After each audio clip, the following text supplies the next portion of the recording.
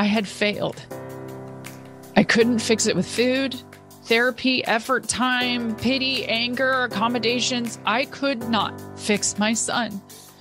And I broke down.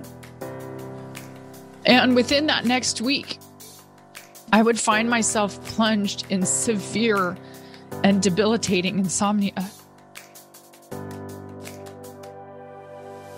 Welcome to She Handled It, a podcast dedicated to sharing empowering stories of women who have faced major adversity and how they overcame it. I'm your host, Arwen Becker.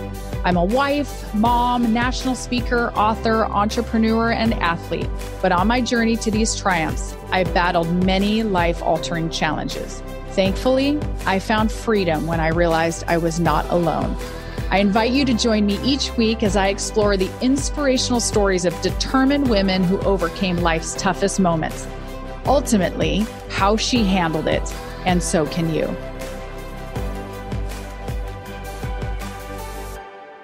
A couple of months ago, I recorded this show, and yet it just didn't feel right. I don't know if it was clunky. I don't know if I was struggling with the topic, but it's certainly something that has impacted our life significantly.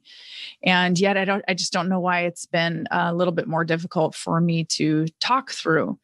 And when I was thinking about songs, this one specifically is not on my Overcomer playlist, but it's very, very poignant as it relates to today's show. And the reason is this is the song that Randy and I danced to when we first got married. This was the song, right? And it's Josh Groban, When You Say You Love Me. And for whatever reason, maybe I knew the song really well just because of, our wedding and things of that nature. But I made a conscious decision when I had our two younger kids, Ashton and Easton. Those are two that Randy and I had together. I made a conscious decision to sing this song to them all the time, from the time in which they were born. And, a lot of people are like, oh, I have terrible voice or, things of that nature. And quite honestly, I didn't care if it was in my range or not. It was that the words were so important to me. And I wanted to have a song that could be the go-to song, no matter how old my kids were, that I could sing to them to bring them a little bit of comfort and peace because they know it so well.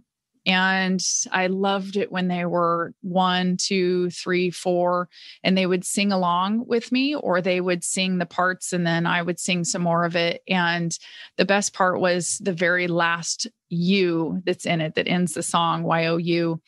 I would pause and then my kids would finish it. And so I have such great memories of that. It's a beautiful song. When you say you love me, the world goes still, so still inside. And when you say you love me, in that moment, I know why I'm alive. When you say you love me, do you know how I love you?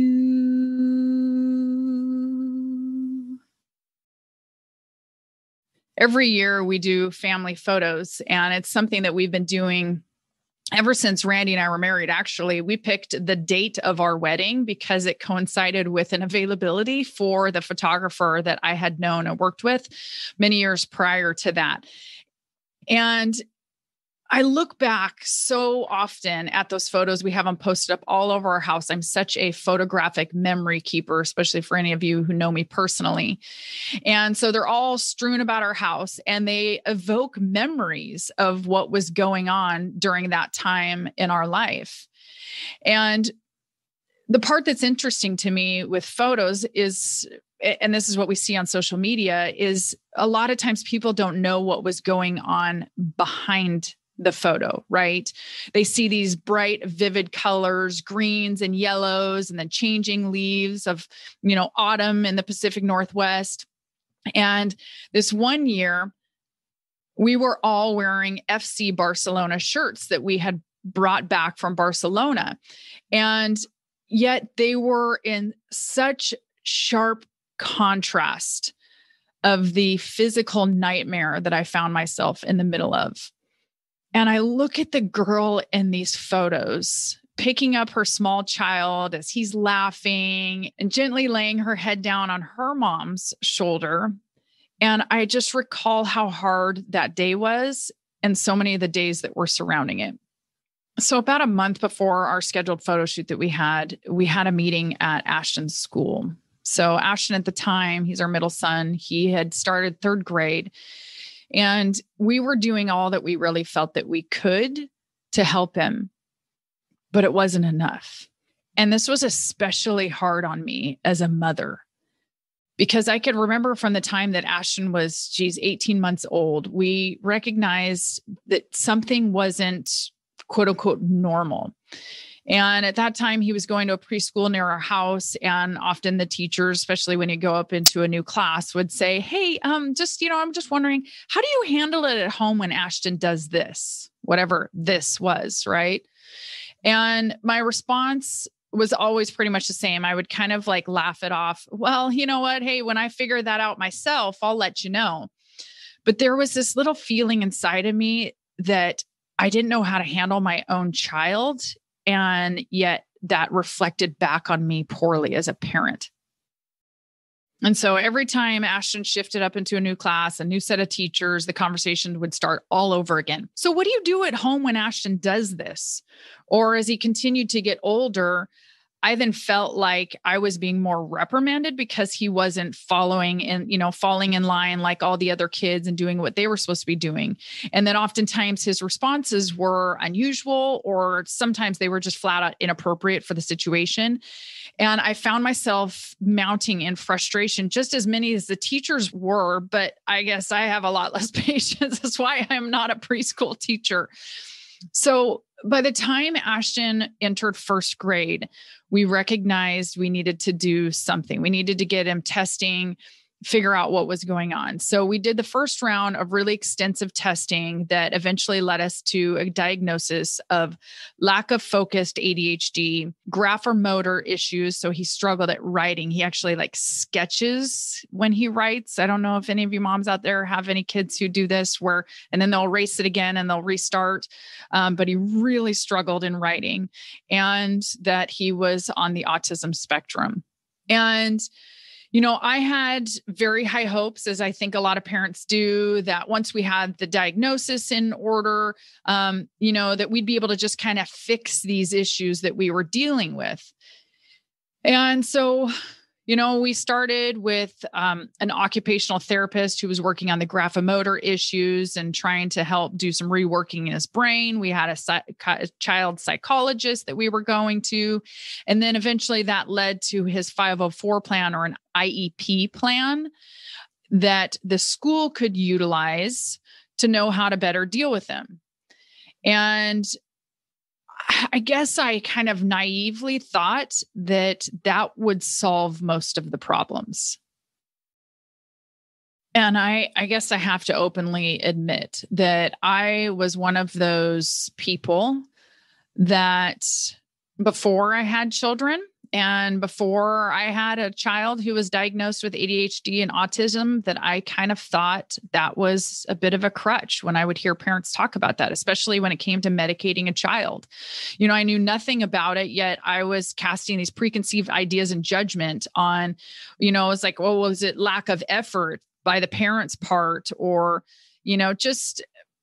just these things that I had thought about it. And I learned the very hard way how wrong I was. And I'm honestly so embarrassed that I even thought that, because so many struggle with ADHD and ADD and autism.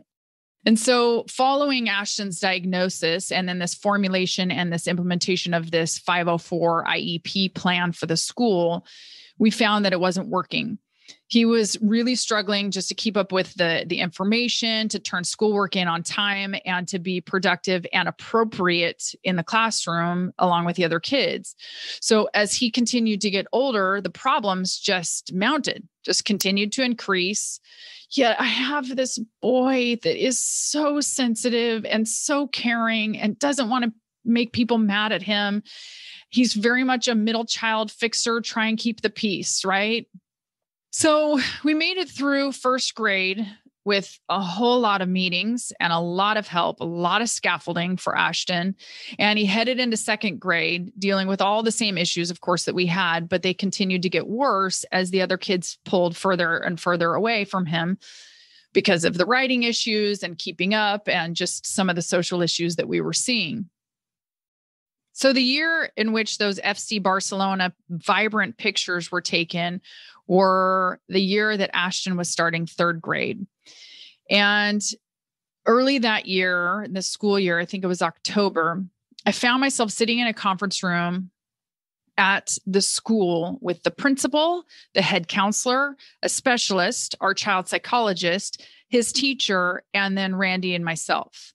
And all of these wonderful educators, doctors, therapists, they all sat around talking with Randy and I about our son for what was probably the umpteenth time. I don't know. And his third grade teacher, bless her heart, my goodness, she said something so profound and it made the biggest impact on me that day. She said, Arwen, let me first talk to you as a mom. My son is ADHD. I dealt with many of the same issues throughout his youth, and I'm seeing the same stuff with Ashton. And as she continued, she started to cry. And she just said, it breaks my heart to see how much he's struggling. And it reminds me of my own son and how much he struggled. But he's in his 20s now. Let me tell you, he's doing great. And there's certainly been a lot of trials over the years, but we found that he was just this round peg trying to go into a square hole. And I see a lot of the same struggles. And yet Ashton is this brilliant boy who wants to do the right thing. He's just struggling to do it. But now let me talk to you as a 30-year third grade teacher. If things continue at the same rate with Ashton, he's in for some significant difficulty in the years ahead. What we're doing and trying is not enough. We've got to look at some other options. And she dried her tears, and I just sat there really actually admiring her willingness to be so personal in that moment, because she could see the struggle that Randy and I were under. And all the scaffolding that the teachers and the educators and the assistants were doing, and the great administration, it just wasn't enough. And it wasn't sustainable. I'll tell you that. I mean, the amount of time and effort that I was investing in trying to, keep him fixed, make him normal, help him fit in, all those things. I mean, it was just so hard on me because I took it so personally that I thought that through effort and enough time as his mom, I could solve his issues. And yet that was the day that I realized I lost total control as a parent, that I wasn't in control of that. And I had never really been to begin with. And at that moment, I felt like such a failure as his mom. And so when we left that day, there was one unanimous consensus that Randy and I needed to start looking into medication for Ashton. And according to my younger non-parent self, I had failed. I couldn't fix it with food, therapy, effort, time, pity, anger, accommodations. I could not fix my son. And I broke down. And within that next week, I would find myself plunged in severe and debilitating insomnia. It was unlike anything I had ever dealt with. And maybe you're like me. I've had sleeping issues throughout much of my life. I think some of it is partly being overly anxious, being ADD myself, and I of course didn't know that until Ashton went through all of his testing. My dad also finally got diagnosed in his 60s. My nephew's autistic. So it's not surprising. But for me, being overly anxious, trying out of mental focus to fix and control circumstances would often cause my brain not to shut off. It would just go into hyperdrive. And yet I was fortunate because most of my life in school and sports, that worked just fine. But trying to fix a problem that's unfixable, a physical and chemical issue, it was devastating to my ego as a parent. So I look back at those colorful photos. There's this one where I have Easton in my arms and, I'm kind of flipping him over and we look so happy. And yet when I see those photos, I see a woman who was utterly exhausted, who would have mounting anxiety the moment the sun would begin to go down. It would start to cause a panic because I didn't think I was going to be able to fall asleep. I didn't think I even knew how to fall asleep anymore. And so for, I don't even know how many months, 3-4 months, I would go to bed with my family. I would lay there until midnight or 2 a.m. or sometimes 5 a.m. in the morning without falling asleep. The anxiety would just mount and it was debilitating. I was exhausted. I was terrified to get behind the wheel of a car. I was still trying to run a business, be a wife, be a mom to 3 boys, yet I didn't think I would ever feel normal again. And as I began to deal with, my own health issues and the fact that I was completely spinning out of control, something really beautiful was beginning to play out for Ashton.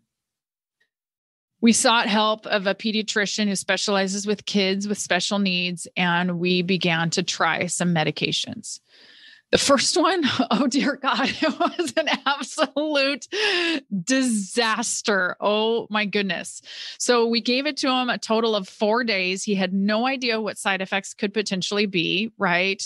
I laugh about it, but it was at the time, it was awful. It was awful to see a 3rd grader going through this. But so, day 4, I'm now having to go to school to pick him up again in the middle of the school day. And so I came to pick him up and he was complaining about chest pains. He was absolutely crying uncontrollably. And we realized very clearly this medication was absolutely awful for him. It was not the right one, right? So when I went in to pick him up, his 3rd grade teacher, the same gal who was, so willing to be truthful and honest with us while we were working through these issues, she brought him to me. And I met her in the office and she actually had tears in her eyes and she was crying and she was saying, "I'm so sorry. I did not mean for this to happen." And at that moment, I had the right expectations. So they were set in the correct place. I honestly didn't expect the first medication to work perfectly. I didn't really expect it to be such a disaster, but I just kind of laughed and I responded back to her. I put my hand on her shoulder and I said, "It's okay. I'll pray for you." And she kind of chuckled. And, Ashton, of course, never used that medication another day in his life, but the next one would actually be the one that has sustained him for all the years to follow. It ended up being a beautiful thing for him. He calmed down. It allowed his body to sit in a classroom with other children and a lot of the major distractions that come from being in a classroom with, 22 other kids, right? To give him some focus, but especially in those areas of difficulty. Writing, especially being one of them, right? And trust me, it did not solve every issue, but it did help to alleviate a lot of the burden that we all felt as a family because it just helped adjust his chemical makeup. And, I'm certainly not a doctor. I'm not telling you this is what you're supposed to do, but I just know this is our journey. And medication was the last thing I was ever going to consider, ever. And yet it ended up being a real benefit for him. And same thing for my nephew. I mean, he has a chemical makeup that benefits from medication. Same thing with my dad. It's very much a genetic issue that runs through, obviously, the fiber of my family. And the interesting part is this dramatic resistance that I had to taking any medication for anything was actually what solved my insomnia as well. And within a few days of not sleeping, I went into my primary care doctor and she prescribed some heavy duty sleep aids, and it wouldn't touch it. I could double down on it, but because it was anxiety driven, not exhausted lack of sleep driven, my anxiety and the chemicals my body would release would overwhelm the medication. And so I'd just feel even more crappy the next morning because I had had this medication, still didn't sleep. And so just all the adrenaline would just override it. And so I found myself back in her office and I'm bawling my eyes out sitting there because I just couldn't function. And I knew that it wasn't that I just needed a sleep aid. It was that I was spinning out of control. And she prescribed a medication for me that's more often used for seizures in patients. It's a narcotic. Okay. It's one of those that has the warning that you don't take it more than 2 days in a row, right? So given that I am somebody who really takes no medication whatsoever, occasional Advil, I was absolutely terrified that I was going to get hooked on this medication. But I was more terrified that I was never going to be able to sleep normal again, that I had forgotten how to sleep. And I realized at that point I had to surrender and trust that the doctor had my best interest in mind. And after just a couple of days, it began to work. My months of sleepless nights and this awful, groggy, angry, these useless days, I had a few beautiful nights of sleep again. And it began to restore my mind and remind me that I actually, in fact, do know how to fall asleep. And there's so much irony in the fact that I was so against medication before I had kids and any issues myself, and feeling that it was some form of pride if I didn't have to be on anything like that. But now recognizing I had no control over what Ashton was going through, and that he was going to have to be medicated to be able to help him through this time period in life of being able to fit that round peg into a square hole. But also, I needed to be medicated to be able to help fix my insomnia. And the irony that that was also fixed by medication. Medication I no longer need. Once I got back into a routine and got my mental faculties back and started remembering what it felt like to have a great night's rest, and doing a lot of therapy and making sure that I was journaling a lot during that time period, finding ways to do nice things for other people when I felt so crappy myself, were a lot of the things that really helped. And you know what, for Ashton, he is a beautiful, smart, talented, good-looking engineer brain, can recall facts like nobody's business, hyper-focused on the things that he wants to be. 15-year-old man, young man. And he's finding ways to navigate his own life and work through some of the social issues that come with autism. So what were the main takeaways? Well, number one, you need to embrace the suck. I just had to. I had to embrace the suck. I had to get past these initial phases of anger and the despair and all the things that I felt now not being able to sleep. And I started to look forward to those quiet moments in the middle of the night, writing in my journal, spending time with God, time, honestly, that really reminded me of those precious moments that you have with a newborn baby, where you're exhausted, yet you're recognizing the preciousness of that private moment, where you've got the newborn baby on your chest and you're rocking them and you know that these days are going to fly by. Well, I was having precious time with God. He was doing a lot of good work in me and helping me to really recognize my need to let go of control and surrender.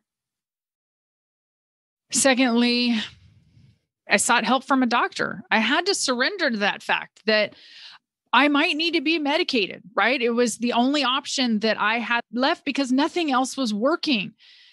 And there is a scripture that says, use every endeavor to heal yourself. And one of the things that I'm so happy about with Ashton is that we did go through all the pieces of it. His diet, therapy, occupational therapy, counseling, working with tutors, school, all of that. And that led us to one very clear path, that medication was going to be the next good option to try. Didn't mean it was going to fix it, but we at least knew that we had done the things that we needed to feel like we had been good parents, to not just jumping into the medication, but it ended up being the medication along with those other things was really what he needed. Thirdly, be willing to humble yourself. Talk to experts. Do not take it to social media. Dear God, please don't do that because you're going to get a lot of uneducated opinions that don't know your backstory. It's like asking for financial advice from somebody who is not a financial advisor, right? You don't do that because that person doesn't know your backstory. They don't know your unique situation. So please don't do that and open it up to a bunch of friends. Okay. Don't do that.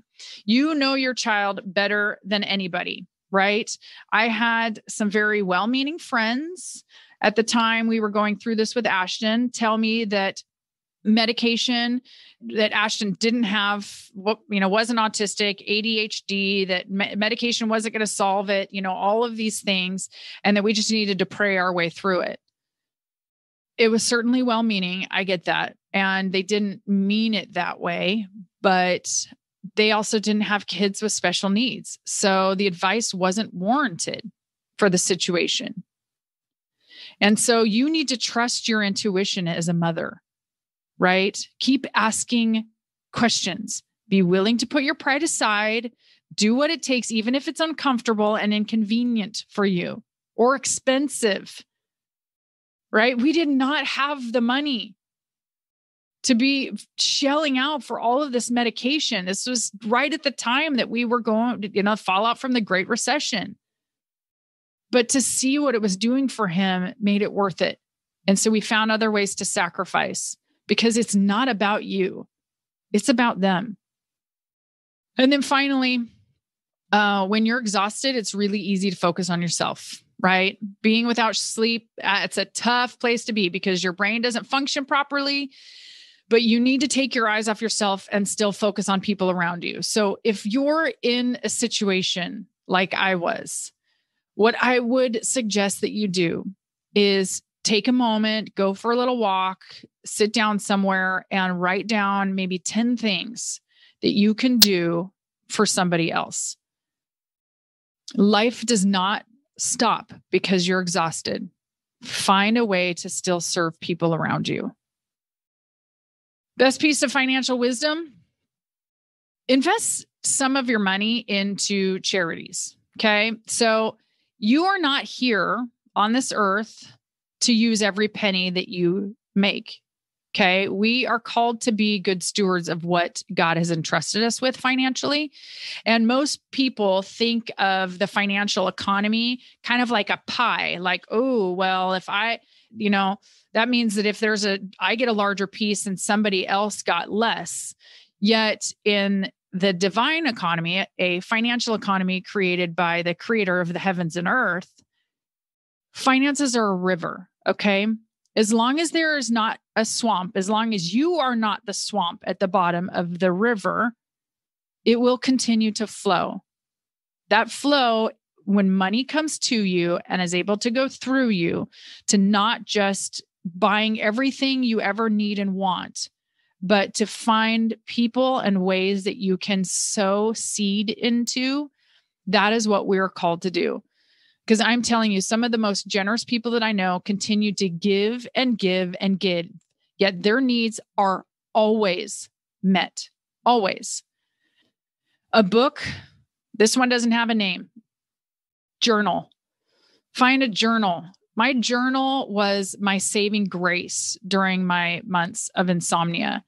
I would just sit by the fire. I'd have a cup of chamomile tea. And this was at, midnight as I was up because I couldn't fall asleep.